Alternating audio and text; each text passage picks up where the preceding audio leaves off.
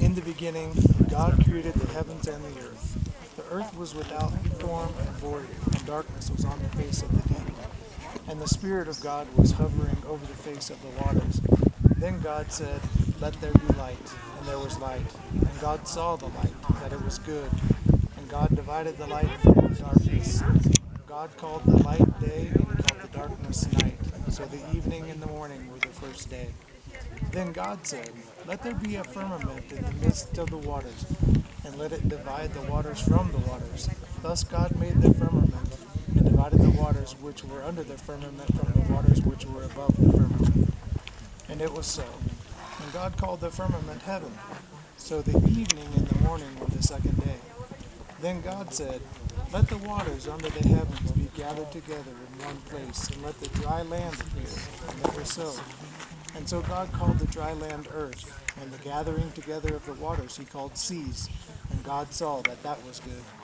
Then God said, "Let the earth bring forth grass, and herb that brings seeds, and the fruit tree that yields fruit according to its kind, whose seed is in itself on the earth." And it was so. And the earth brought forth grass, the herb that yields seed according to its kind, and the tree that yields fruit, whose seed is in itself according to its kind. And God saw that it was good. So the evening and the morning were the third day.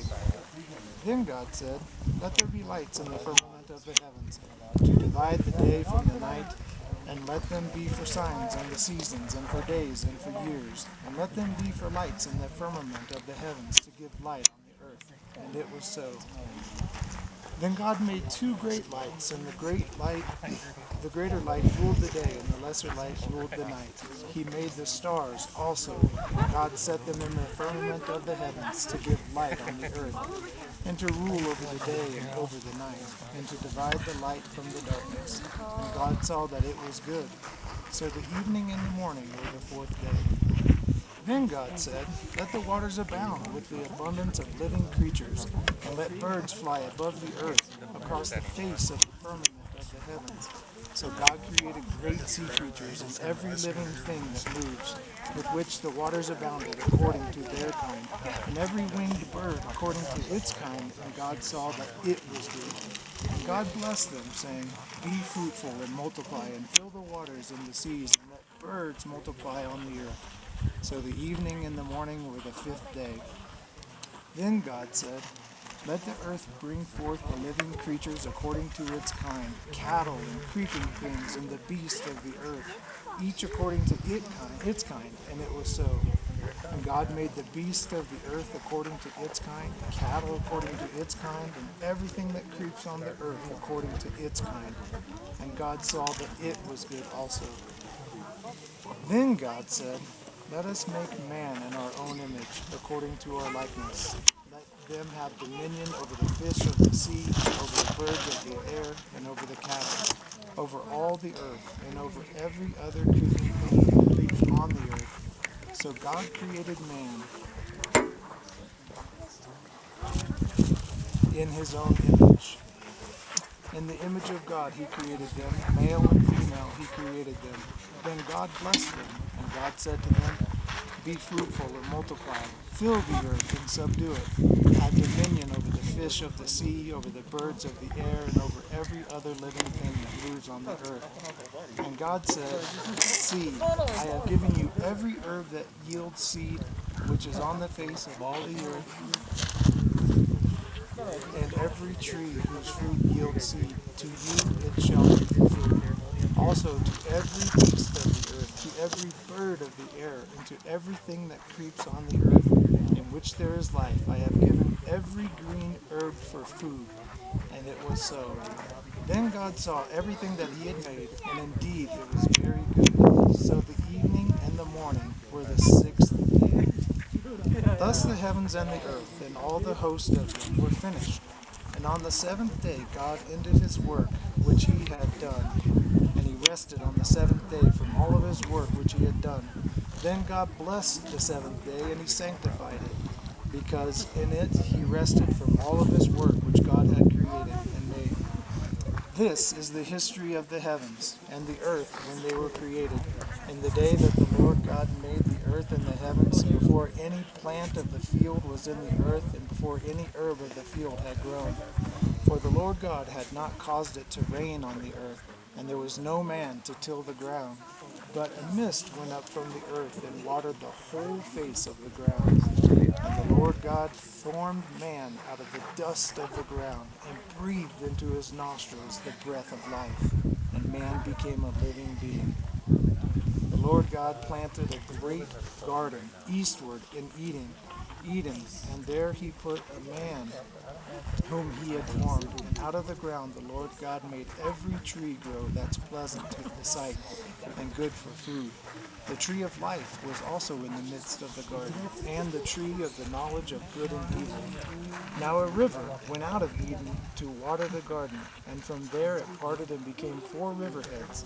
The name of the first is Pishon. It is the one which skirts the whole land of Havilah, where there is gold, and the gold of that land is good. Bdellium and the onyx stone are there. The name of the second river is Gihon. It is the one which goes around the whole land of Cush. The name of the third river is Hiddekel. It is the one which goes towards the east of Assyria, and the fourth river is the Euphrates. Then the Lord God took the man and put him in the garden of Eden to tend it and to keep it. And the Lord God commanded the man, saying, Of every tree of the garden you may freely eat, but of the tree of the knowledge of good and evil you shall not eat, for in that day you shall eat of it, you shall surely die. Then the Lord God said, It is not good that man should be alone. I will make him a helper comparable to him, one of the ground. The Lord God formed every beast of the field and every bird of the air, and brought them to Adam to see what he could call them. And whatever Adam called them, each living creature, that was his name. So Adam gave names to all the cattle, to the birds of the air, and to every beast of the field. But for Adam there was not found a helper comparable to him. And the Lord God caused a deep sleep to fall on Adam, and he slept. And he took one of the ribs and closed up the flesh in its place. Then the rib which God took from the man, he made it into a woman, and he brought her to the man. And Adam said, Now this is bone of my bones and flesh of my flesh. She shall be called woman, because she was taken out of a man. Therefore a man shall leave his father and mother, and be joined to his wife, and they shall become one flesh. And they were both naked, the man and his wife, but they were not ashamed. Now there was a serpent, more cunning than any beast of the field which the Lord God had made. And he said unto the woman, Has God indeed said, You shall not eat of every tree of the garden? And the woman said, We may eat of the fruit of the trees of the garden, but the fruit of the tree which is in the midst of the garden, God has said, You shall not eat of it, nor shall you touch it, lest you die. Then the serpent said to the woman, You shall not surely die, for God knows in that day that you eat of it, your eyes will be opened, and you will be like unto God, knowing good and evil. So when the woman saw that the tree was good for food, and that it was pleasant to the eyes, and the tree was desirable to make one wise, she took of its fruit, and she ate. She also gave it to her husband who was with her, and he ate as well. We were vibe checking. Then the eyes of both of them were opened, and they knew that they were naked. And they sewed fig leaves together and made themselves coverings. And they heard the sound of the Lord God walking in the garden in the cool of the day. And Adam and his wife hid themselves from among the presence of the Lord God, among the trees of the garden. Then the Lord God called to Adam, Where are you? So he said, I heard your voice in the garden, and I was afraid, because I was naked, and so I hid myself. And God said, Who told you that you were naked? Have you eaten from the tree which I commanded that you not eat? Then the man said, The woman who you gave to be with me, she gave of me the tree, and I ate. And the Lord God said to the woman, What is this that you have done? The woman said, The serpent deceived me, and so I ate. So the Lord God said to the serpent, because you have done this, you are cursed more than all the cattle, and more than every beast of the field. On your belly shall you go, and you shall eat dust all the days of your life. And I will put enmity between you and the woman, and between your seed and her seed. And he shall bruise your head, and you shall bruise his heel. To the woman he said, I will greatly multiply your sorrow and your conception. In pain you shall bring forth children. Your desire shall be for your husband, and he shall rule over you. Then to Adam he said, because you have heeded the voice of your wife, and have eaten from the tree of which I have commanded you, saying, you shall not eat of it, cursed is the ground for your sake. In toil you shall eat of it all the days of your life. But thorns and thistles it shall bring forth for you. And you shall eat the herb of the field, in the sweat of your brow shall you eat bread, till you return to the ground. For out of it you were taken, for dust you are, and to dust you shall return. And Adam called his wife Eve, because she was the mother of all living things. Also for Adam and for his wife the Lord God made tunics of skin, and gave them clothes. Then the Lord God said, behold, the man has become like one of us, to know good and evil. And now lest he put out his hand and take also of the tree of life, and eat, and live forever.